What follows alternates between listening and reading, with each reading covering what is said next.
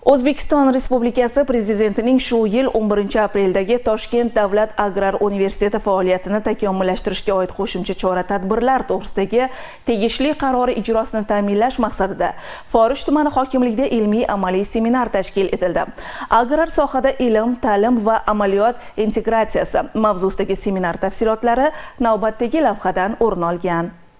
Forish tumanida qishloq xo'jaligi yer maydonlari 534 ming gektarni tashkil etadi. Shundan 471 ming gektarini yaylovlar, 45 ming gektarini ekin yerlari, 515 ming gektari esa ko'p yillik daraxtzorlardan iborat. Korxonalar hamda fermer xo'jaliklari tomonidan joriy yilda qariyb 13 ming gektar yer maydoniga qishloq xo'jaligi mahsulotlari ekilgan. Toshkent davlat agrar universitetining bir guruh professor-o'qituvchilari Turkiya va Xitoylik xalqaro ekspertlar ishtirokidagi ilmiy-amaliy seminar ko'rgazmalar bilan tanishishdan boshlandi. Ko'rgazmada Forish tumanining qishloq xo'jaligi mahsulotlari yetishtirishdagi ko'rsatkichlari, chorvachilik istiqbollari, hunarmandchilik namunalari hamda eksportbop mahsulotlari haqida batafsil ma'lumotlar berildi.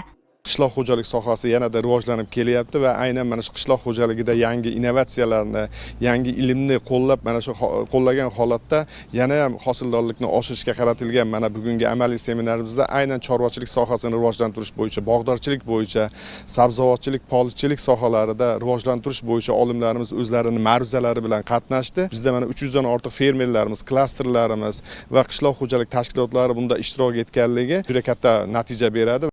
Seminarning amaliy qismida tumandagi yirik klaster egalari, fermerlari bilan qishloq xo'jaligi mahsulotlarini yangi zamonaviy texnologiyalar asosida ilmiy yondashuv bilan yetishtirish bo'yicha bilim va ko'nikmalar, tajribalar almashildi. Lalmi tarvuz navlarini ko'paytirish va yetishtirish, meva va sabzavotlarni qayta ishlash, quritish, qadoqlash, sanoatlashgan usulda bog'lar va tokzorlar barpo etish bo'yicha ilmiy yondashuvlar o'rtoqlashildi. Shuningdek, xalqaro ekspertlar tomonidan zamonaviy suv tejovchi texnologiyalarni joriy etish, o'simliklar seleksiyasi borasida ham ma'lumotlar almashildi. Forish tumanida katta imkoniyatlari mavjudligini inobatga olib, bu yerda mana shu chorvachilik yo'nalishidagi bir qator yangi ishlarni, yangi loyihalarni yo'lga qo'yish, chorva va qo'y nasllariga kerakli bo'lgan veterinariya xizmatlari, veterinariya diagnostikasidan boshlab, unga tegishli shu davolash, qarov masalalarini yo'lga qo'yish juda katta qiziqish bo'ldi. Shu bilan birga mana yaylov yerlarida, lalmi yerlarda mana shu qilayotgan dehqonchilik samaradorligini oshirish, suv ob-havoga va suv tanqisligiga qaramasdan gidrogel, umuman suv tejamkor texnologiyalarni qo'llagan holda qanday qilib bir yuqori hosil olish imkoniyatlari mavjud. Bu bo'yicha ham juda katta qizg'in muhokama bo'ldi va yangi bir yo'nalishlarni belgilab oldik. Özbekistan'da maalesef kullanılan toplam yıllık suyun %90'ı tarımda kullanılıyor.